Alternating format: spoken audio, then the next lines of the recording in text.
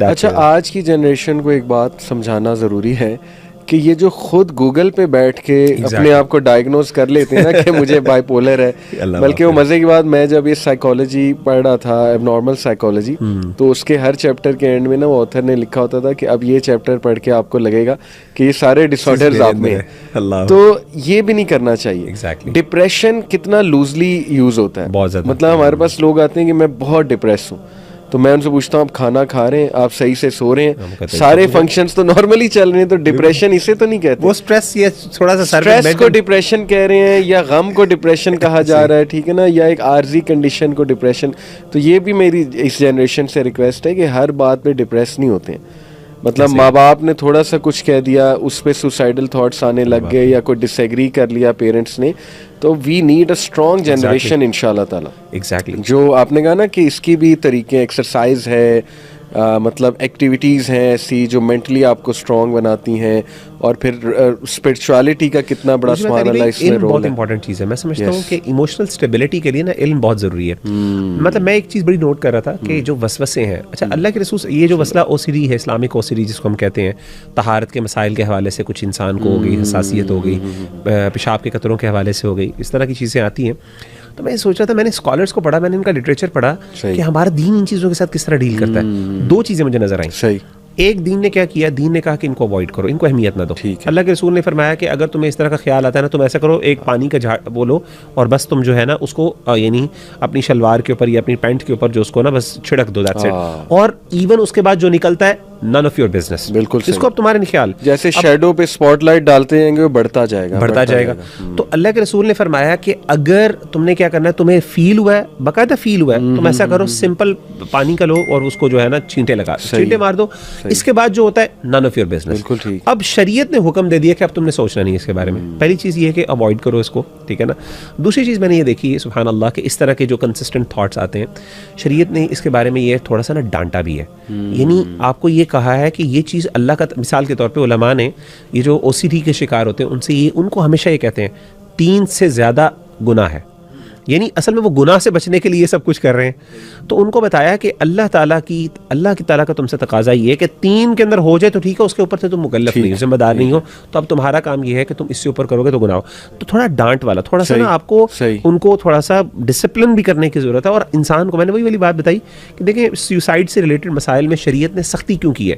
یعنی نیچرلی ایک بندہ سمجھتا ہے یار ایک بندہ اتنی مشکل سے گزر رہا ہے، اس کے ساتھ ہمدردی، ہمارا دین کہتا ہے یہاں پہ ہمدردی نہ کرنا، ہمدردی والا فیز پہلے تھا.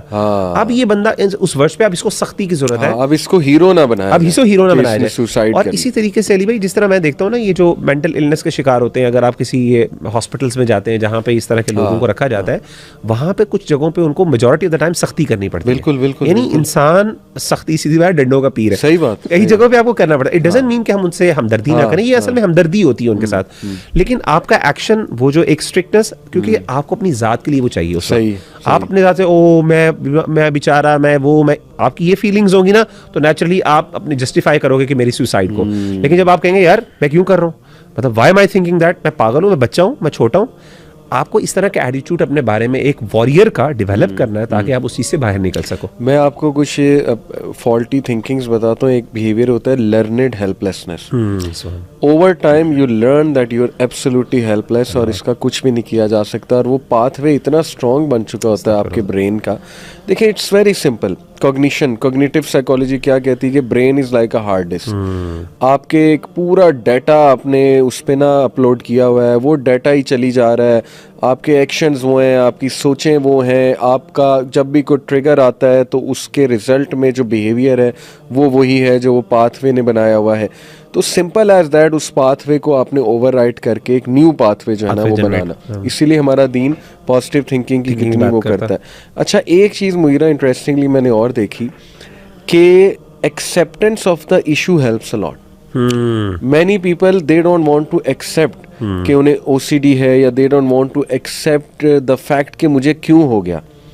تو میں نے تو کئی لوگوں کو دیکھا ہے کہ جب انہیں یہ ایکسیپٹنس پہ لایا گیا کہ یار مان لو ہے اور اللہ کی طرف سے آزمائش ہے، اور کوئی بات نہیں، اگر اللہ نے مجھے اتنی نعمتیں دی ہوئی ہیں تو اس کے بدلے اگر یہ ایک آزمائش آ گئی ہے قبول کر لوں، او سی ڈی کی، تو قبول کر لوں. اور کئی لوگ اس سے ہیل ہوئے سبحان اللہ قبول کرنے سے. وہ کسی نے بڑی خوبصورت بات کی نا, اس نے کہا pain is inevitable but suffering is by choice.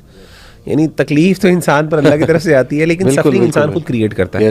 Again یہی والی آپ کا جو ایٹیٹیوڈ اور بیہیویئر بتا رہے ہیں آپ کہ اللہ معاف کرے, وہ قبول ہی نہیں کر رہا بھائی, آپ کنسسٹنٹلی ریپیل کر رہے ہیں اور وہ کمپیئر بہت کر رہا ہے اسپیشلی خواتین میں. ان کو جب کاؤنسلنگ کی جائے نا کہ نہیں آپ اس کو قبول, وہ کہتے ہیں کہ نہیں فلانی جو ہے اس کا شوہر تو ایسا نہیں ہے, فلانے کی ان لاز تو بہت اچھے ہیں, میرے ساتھ یہ کیوں ہوا. یہ ریپیٹیٹیولی کہنا میرے ساتھ کیوں, بھائی قبول کر لیں, آپ کے ساتھ ہوا ہے تو آزمائش ہے. آپ کو کیا پتا اس کی لائف میں کیا آزمائش ہے, وہ تو آپ کو بس اوپر سے نظر آ رہا ہے نا. تو قبول کرنا یہ بڑا جو ہے نا ایک سولوشن. اچھا, رول آف اذکار دعاز امیزنگ.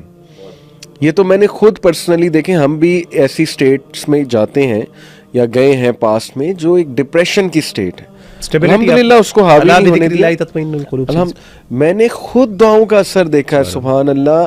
میں نے ایک جو ہے نا وہ اسی طرح بندے تھے, ان کو نیند نہیں آتی تھی, انسومنیا تھا اور بہت شدید ڈپریشن, گولیاں بھی کھا رہے تھے, سب کچھ چل رہا تھا. میں نے ویسے ہی میں نے کہا دیکھو آپ یہ سب کر رہے ہیں اچھی بات ہے, چلو میں ایک ایڈیشن کر دیتا ہوں, اس دعا کو پکڑ لیں, ربی انی مغلوب فانتصر, حضرت نوح علیہ السلام کی دعا. اور میں نے کہا اس کو فیل کر کے جو ہے نا پڑھو, اس کو نا فل اس سے پڑھو دل سے. تو سبحان اللہ کین یو بلیو اٹ کہ اس نے مجھے میریکولس امپیکٹ اس دعا کے بتایا کہ واقعی میں نے جب رب سے کہا نا کہ اللہ بے بس ہو چکا ہوں, اب نہیں میرے کنٹرول میں کچھ بھی نہیں رہا, تو ایسی سکت اللہ سبحانہ و تعالیٰ نے دی اور ایسا مطلب اللہ کی طرف سے وہ دوائیاں بھی افیکٹ کرنا شروع ہو گئی. تو یہ ہولسٹک ایک جو ہے نا وہ علاج ہونا چاہیے.